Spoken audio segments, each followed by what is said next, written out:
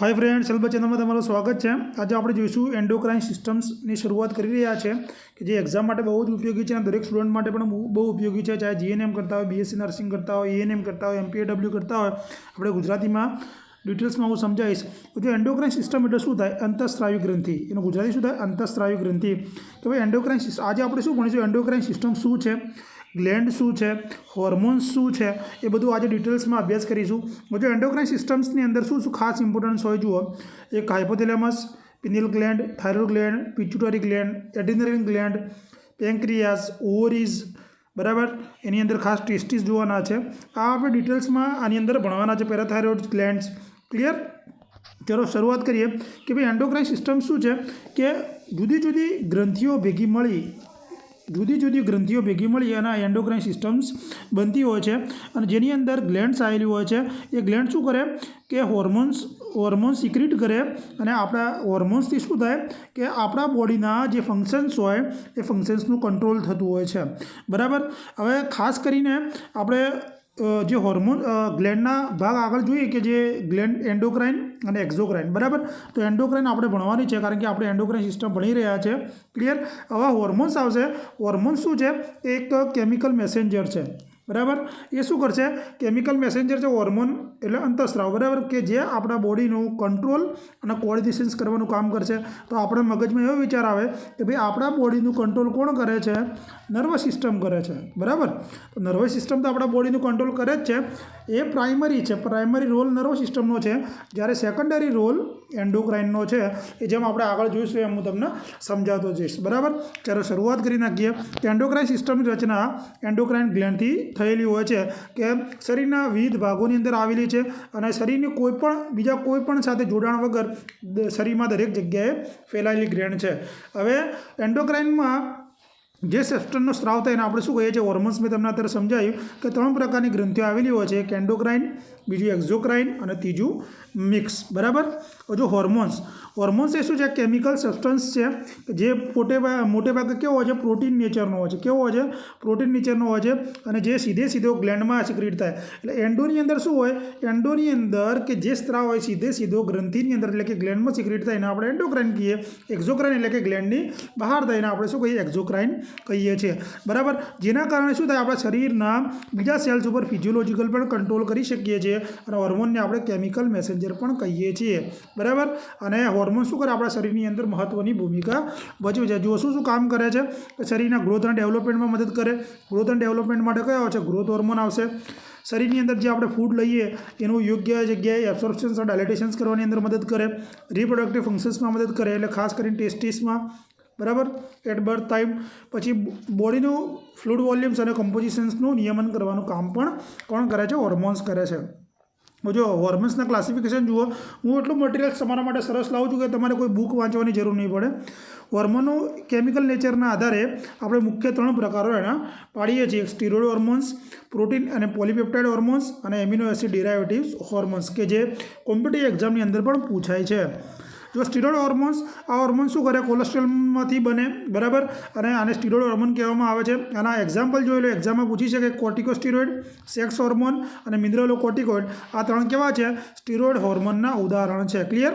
Protein અને polypeptide હોર્મોન્સની અંદર શું આવશે? પિટ્યુટરી ગ્લેન્ડ, પેરાથાઇરોઇડ ગ્લેન્ડ અને પેન્ક્રિયાસ ગ્રંથિ દ્વારા જે હોર્મોનનો સ્ત્રાવ થાય એ આ હોર્મોન્સ પ્રોટીન કેમિકલ નેચરથી બનતા હોય છે। ક્લિયર? કે જે પિટ્યુટરી, પેરાથાઇરોઇડ અને પેન્ક્રિયાસ ગ્રંથિ દ્વારા બનતા હોય।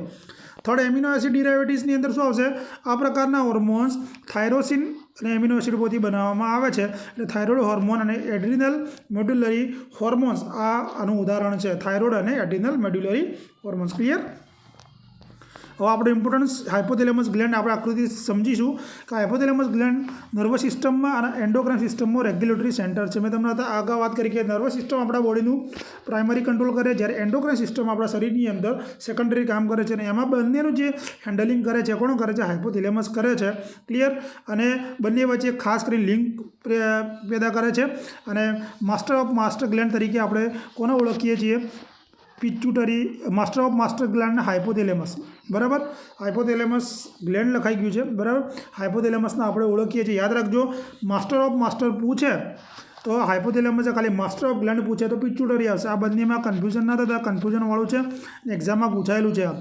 હાઇપોથેલેમસના નીચે મુજબના રિલીઝિંગ અને ઇન્હિબિટિંગ હોર્મોન્સનો સ્રાવ કરે છે, બરાબર. હાઇપોથેલેમસમાંથી જેટલા નીકળે એને આપણે રિલીઝિંગ હોર્મોન્સ તરીકે ઓળખીએ છીએ, અને ઇન્હિબિટિંગ પણ આવશે. એમાં એન્ટિરિયર અને પોસ્ટિરિયર બંને આવશે. આપણે આગળ જોઈએ છીએ જે પિટ્યુટરી ગ્લેન્ડને પણ સિક્રેટ કરે છે. જો રિલીઝિંગની અંદર gonadotropin releasing hormone, prolactin ઇન્હિબિટિંગ hormone આવ્યું, ઇન્હિબિટિંગ, બરાબર. ડોપામાઇન, થાઇરોટ્રોપિન રિલીઝિંગ હોર્મોન, પછી ગ્રોથ હોર્મોન ઇન્હિબિટિંગ હોર્મોન, આ બધા હાઇપોથેલેમસમાંથી સિક્રેટ થાય છે. હવે આપણે ઇમ્પોર્ટન્સ જે વારંવાર પૂછાતો હોય એ પિટ્યુટરી ગ્લેન્ડ બાજુ જઈ રહ્યા છે, બરાબર. હવે જો પિટ્યુટરી ગ્લેન્ડ એ ઇમ્પોર્ટન્ટ કેમ છે? કારણ કે પિટ્યુટરી ગ્લેન્ડ એ એન્ડોક્રાઇન ગ્લેન્ડની સ્મોલેસ્ટ ગ્લેન્ડ છે. એક વસ્તુ એક્ઝામમાં પૂછાયેલું છે, બરાબર. અને આ ક્રેનિયલ કેવિટીની અંદર આવેલી છે. હું બતાવું તમને આગળ. ક્રેનિયલ કેવિટીમાં આવેલી છે અને હાઇપોથેલેમસ બ્રેનના હાઇપોથેલેમસ સાથે જોડાયેલી હોય છે. આ શું કામ કરે કે એન્ડોક્રાઇન ગ્લેન્ડ બધા ફંક્શનલને કંટ્રોલ કરવાનું કામ કરે, માસ્ટર ગ્લેન્ડ તરીકે આપણે ઓળખીએ છીએ, બરાબર. અને પોતાનું એ પોતે જાતે જ કંટ્રોલ્સ કરતી હોય છે. ક્લિયર? આગળ જોઈએ એટલે ડિટેલ્સમાં હું તમને સમજાવી દઉં. ચાલો, પિટ્યુટરી ગ્લેન્ડમાં જુઓ કઈ કઈ જગ્યાએ ખાસ કરીને આ પિટ્યુટરી ગ્લેન્ડ છે બ્રેનમાં ક્રેનિયલ કેવિટીની અંદર આવેલી છે. પોસ્ટિરિયર લોબ હોય છે અને એન્ટિરિયર લોબ હોય છે. આ બંને ઇમ્પોર્ટન્ટ છે, યાદ રાખજો અત્યારે કે એને શું શું કહીશું આપણે જોઈએ. જો માસ્ટર ગ્રંથિ તરીકે ઓળખવામાં આવે છે. વજન જોઈ લો, 3 થી 5 ગ્રામ હોય છે. પી શેપ આકાર એટલે કે વટાણા જેવા જોવા મળતા હોય છે પિટ્યુટરી ગ્લેન્ડ. અને ડાયામીટર 1 થી 1.5 સેન્ટીમીટર જેટલો હોય છે, જે સ્પિનોઇડ બોનના હાઇપોફિશિયલ ફોસાની અંદર આવેલી હોય છે, બરાબર. ઓટી કરવું હોય તો ક્યાં થઈને કરવાનું હોય છે? હાઇપોફિશિયલ ફોસાની અંદર થઈને આપણે કરતા હોય છે.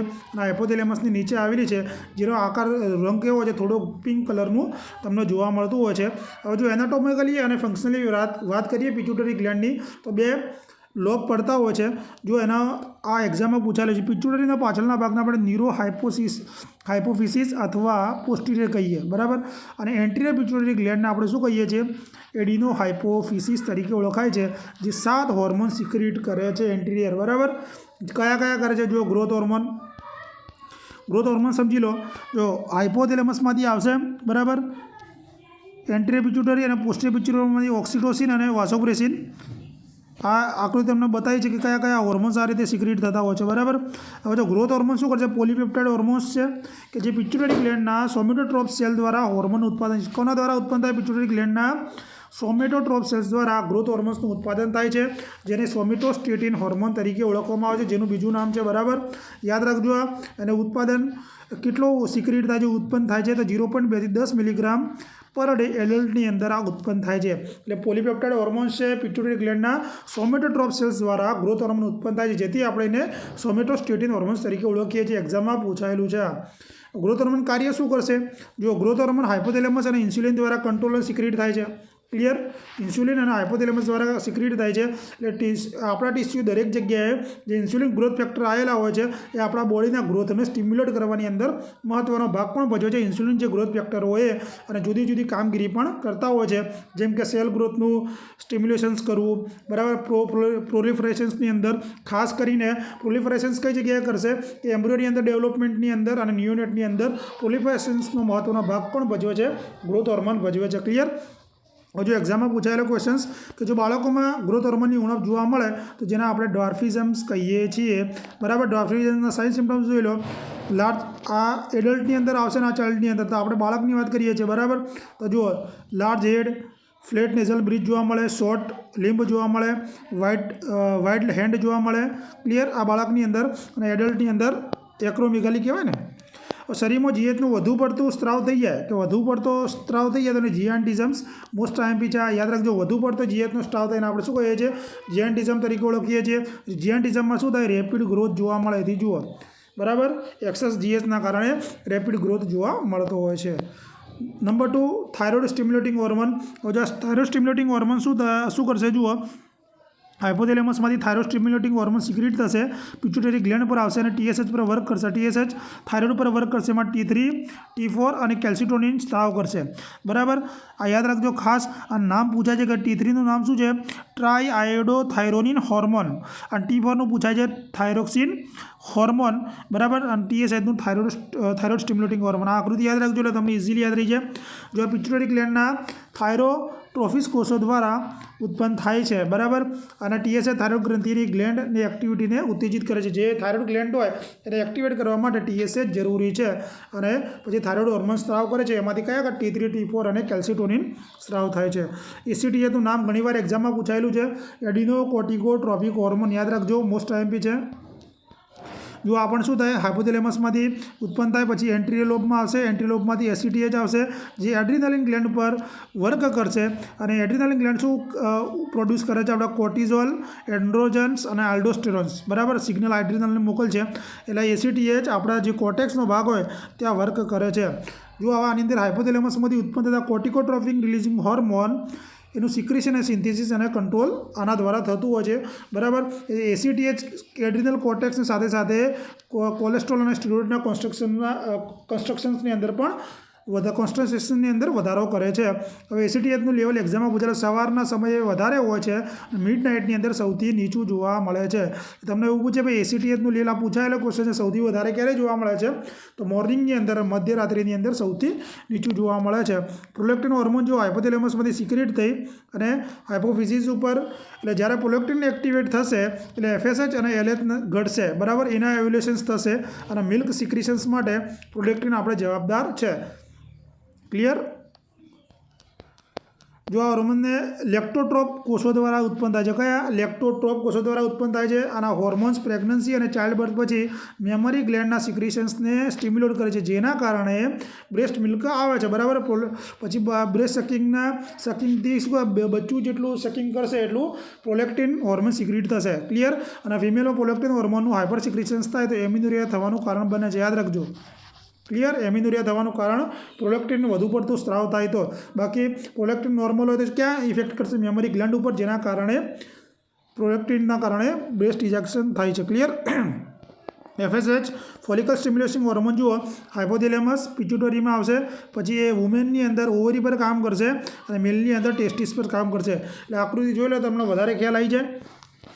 જો બંને હોર્મોન્સ FSH અને LH તે પિટ્યુટરીના ગોનેડોટ્રોફિન દ્વારા સ્ત્રાવ થાય છે. કોના દ્વારા? FSH અને LH ગોનેડોટ્રોફિન દ્વારા સ્ત્રાવ થાય છે. જે પુરુષોની અંદર FSH અને શુક્રાણુ ઉત્પાદનમાં મદદ કરે છે. સ્ત્રીમાં LH આવશે, બરાબર, FSH આવશે. FSH તે શુક્રાણુ ઉત્પાદનમાં મદદ કરે છે અને FSH તે ગ્રાફિયન ફોલિકલ્સના ડેવલપમેન્ટમાં પણ મદદ કરે છે. બંને કામ કરે છે, યાદ રાખજો. લ્યુટિનાઇઝિંગ હોર્મોન્સનું જોઈ લો, હાઇપોથેલેમસમાંથી સિક્રેટ થઈ GnRH અને LH ક્યાં કામ કરે છે? Leydig cells. એક્ઝામની અંદર પૂછેલું છે કે ભાઈ ટેસ્ટોસ્ટેરોનની અંદર કયા સેલ્સ આવેલા હોય છે?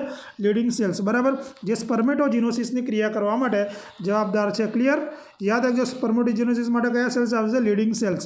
પુરુષમાં LH હોર્મોનની ક્રિયા ટેસ્ટિંગમાં લીડિંગ સેલને સ્ટિમ્યુલેટ કરે છે, જે ટેસ્ટોસ્ટેરોન હોર્મોનનો સ્ત્રાવ કરે છે. અને આ હોર્મોન ઓવ્યુલેશન્સ માટે પણ જવાબદાર છે. અને FSH અને LH એક સાથે ભેગા મળીને ગોનેડોટ્રોપિન હોર્મોન્સ કહેવાય છે. મેલેટોનિન સ્ટિમ્યુલેટિંગ હોર્મોન્સ કે સ્કિનના પિગમેન્ટેશનને વધારવાનું કામ કરે છે. જો પોસ્ટિરિયર પિટ્યુટરી ગ્લેન્ડ ન્યુરોહાઇપોફિસિસને બે આવશે, એક આપણે ઓક્સિટોસિસ અને વાસોપ્રેસિન, એ બે એની અંદર આપણે જોવાના છે, બરાબર. અને જો પોસ્ટિરિયર ન્યુરોહાઇપોફિસિસ કહેવાય છે, એક્ઝામની અંદર પૂછાય છે. ન્યુરોહાઇપોફિસિસ દ્વારા ADH અને ઓક્સિટોસિન હોર્મોન સિક્રેટ થાય છે, જે હાઇપોથેલેમસના દ્વારા સિન્થેસિસ કરવામાં આવે છે. અને અહીંયા તેમનું ટ્રાન્સફર એક જગ્યાએથી બીજી જગ્યાએ નર્વ ફાઇબર દ્વારા પોસ્ટિરિયર પિટ્યુટરીમાં થાય છે. અને ત્યાં શું થાય? એનું સ્ટોરેજ જોવા મળે છે. એન્ટીડાયરેટિક હોર્મોન્સ જુઓ, આનું કામ શું? આ એક્ઝામમાં પૂછાય છે. યુરિન આઉટપુટને ઘટાડે છે. અને કામ ક્યાં કરે છે? કે DCT, કે જે ડિસ્ટલ કન્વોલ્યુટેડ ટ્યુબ આપણે યુરિનરી સિસ્ટમમાં હું સમજાવીશ.